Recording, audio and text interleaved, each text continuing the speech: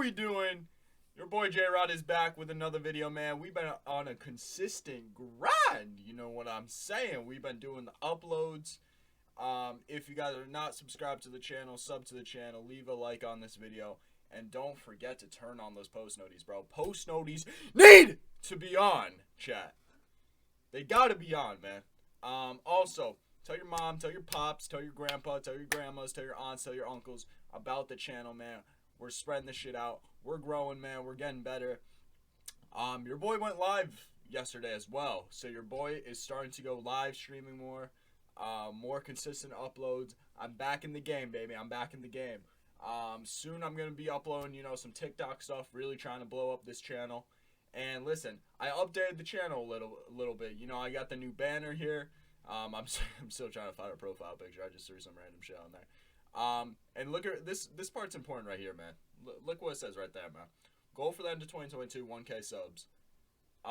If anything, I want to surpass that, but that's just the bare minimum, man. At the end of this year, we are hitting 1K subscribers, and I need y'all help, man.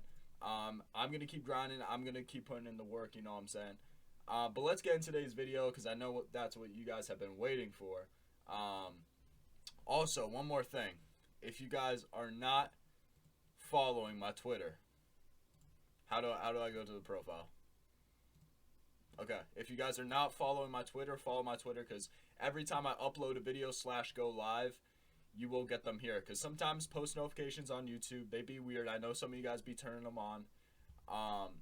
So to better know when my videos and stuff are going out, follow my Twitter. That's gonna be huge. So I'll start being more consistent on that. So anyways, going back here, we're talking about Cam Reddish, man. So let's go over the trade real quick. So it was right here. Actually, no, it's not. I need to click on this. All right, so hold on. All right. So the Knicks are sending forward Kevin Knox and a 2022 first-round draft pick via the Charlotte Hornets to the Hawks for Cam Reddish, Solomon Hill, and a 2025 second-round pick. So I want to spend some time talking about Cam Reddish before we really dig deep into that trade. I mean, I'm not really going to talk too much about what the Hawks got out of that trade, because it's more about what the Knicks. I mean, Solomon Hill, not really a piece that matters for the Knicks. And then Kevin Knox, I don't really think Kevin Knox is going to develop into anything great. A first-round pick, but it's Charlotte, so it's probably not going to be that good. So yeah, there's nothing too much to talk about there. This is more about Cam Reddish, obviously, the centerpiece, the focal point of this trade. So coming out of high school, man, I was a big fan of Cam Reddish. I mean, and then on that Duke team with the big three of Zion, RJ Barrett, and Cam Reddish was my favorite. He was always the one that was underlooked as, which, makes sense for pretty much all of his career. He's been seen as the worst of the three, which, it's not really an insult because, Zion and RJ Barrett are both very good players. And in the NBA, they've been... honestly, all three from Duke have had a sort of like a weird trend of development. Zion with injuries, RJ Barrett with just sort of a lack of consistency, and then Cam Reddish not really getting the right opportunities, and then when he does, it's not the most consistent. But I love Cam Reddish. I love his game. He reminds me a lot of a Paul George, PG-13, you know what I'm saying? Really good on and off ball defender. He's got good length. Offensively, he's got a really sound, good-looking jumper. It doesn't always fall, but it really is a good-looking jumper.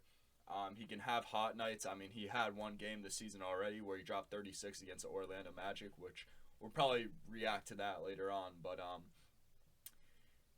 I knew Cam Reddish was going to get traded, right? Because he was entering into his extension after this season, and the Hawks weren't going to sign him into an extension.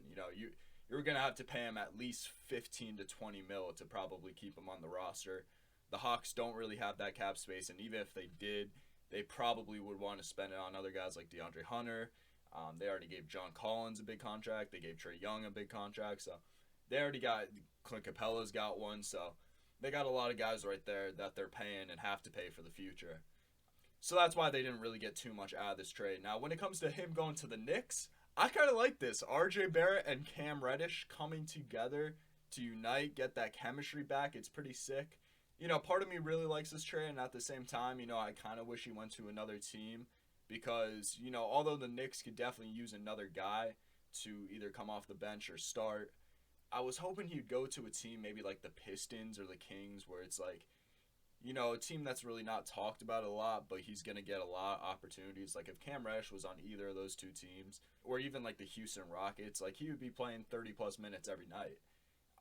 And also the team wouldn't be talked about a lot. So it's just him locking down, playing basketball, getting his opportunities. With the Knicks, it's a little bit different. You know, it's you're in, you know, one of the most poppin' stadiums, one of the, you know, heaviest fan bases. You know, the New York Knicks fans be going crazy over their players, saying stuff, and I just hope it doesn't get to Cam Reddish's head and stuff like that. And also the opportunity, you know, I do think the Knicks are going to give him an opportunity to produce and do well. But, you know, if he's having a bad stretch of games, you know, Tom Thibodeau's not going to be afraid to bench him. I mean, if he's done it to Kemba Walker, you know, he'll definitely do it to Cam Reddish. So I'm a little bit worried in that aspect. But I do believe in Cam Reddish's talents and his defensive capabilities, that Tom Thibodeau could, you know, help structure him into a great player playing alongside RJ Barrett. Now, when it comes to the team fit, it's a little bit odd because, you know, defensively it's a great fit. You know, Knicks defensive-minded team, even though they're not great on defense this year. Cam Reddish comes in right away with the help with that. Offensively, it's a little bit weird because although Cam Reddish this season has actually been a pretty decent three-point shooter, he hasn't been the best over his career. Not that he's necessarily a bad one, but he's just not the most consistent. He's also more of a catch-and-shoot guy. He's not really going to create his own three. Usually when he creates his own buckets, it's usually in the mid-range or attacking the basket, which the Knicks probably like that, but at the same time, the Knicks do need some more three-point shooters. So I really do hope that Cam Reddish can flourish with this Knicks team and just get the right opportunities. You know, half of me really loves this fit, and then the other half of me gets a little bit worried. Now, are the Knicks going to sign him to extension after the season? I don't know. I think a lot of that is going to go based down on how well he does on the second half of the season.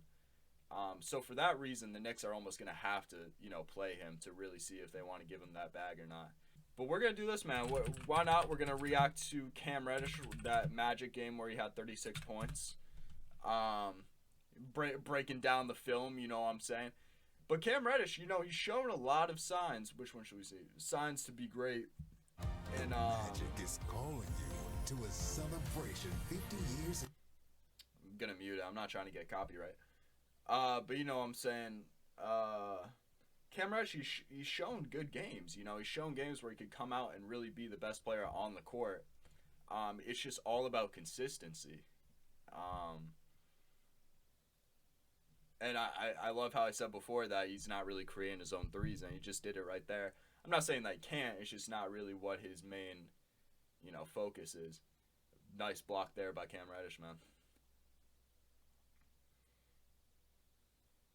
Coming off the screen, floater.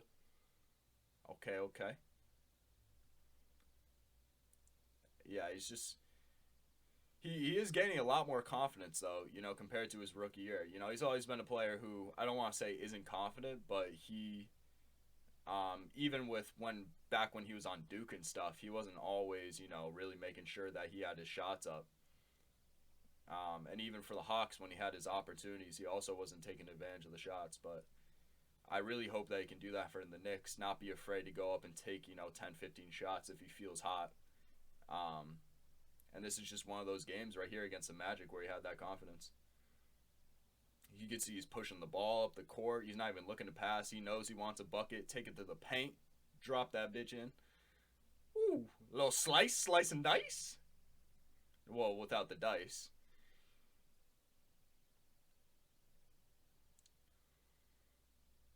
Man, I really want Cam Reddish to turn into like a PG-13. I really do. We're not going to watch the whole... Actually, it's only 3... Why not? We'll watch it for 3 minutes. Okay, I think we can have the volume on. I don't know if I can have the volume on or not. YouTube /ESPN, don't fucking take this shit down, bro. It's 3 minutes. I'm reacting to Cam. Talk about the pick and roll and see he's really good at recognizing. All right, he's got that guy, and then he comes in and Lance Stevenson was on the Hawks?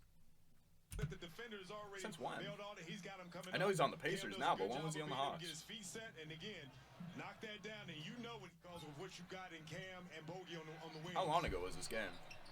Reddish cut off at the baseline. It's still All right, so right for three, and he towards the end of drives last year. So not long ago. Right kicks, Reddish fires. Good. Shot. See, his jump shot really is a beautifully sound jump shot. I just don't know why it doesn't always fall in.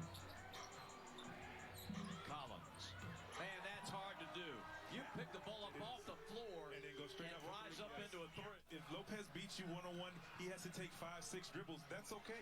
He's not going to give us 20 points. That's that confidence, man, I'm talking about. Wagner just hit timely shots Yes. when the Hawks needed to stop. Collins throws That's this one floater. down. Cam with 18 seconds. I didn't mean to say float. I meant to say lob. Stevenson has it blocked. Collins third try. All right, Thanks thumbs for up. watching ESPN.